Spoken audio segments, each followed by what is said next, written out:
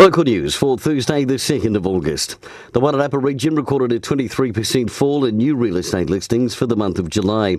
Record asking prices were registered, however, compared with the previous month, with Wairarapa up 1.5% to $487,941.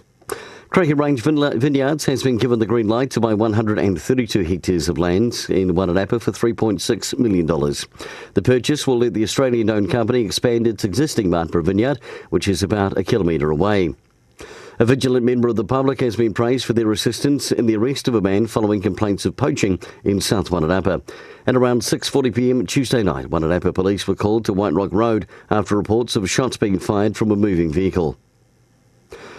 Shortly after, a 45-year-old Masterton man was arrested and a firearm was located. The man has been bailed to appear in the Masterton District Court on Monday and faces charges of possession of a firearm without a licence, poaching and possession of cannabis.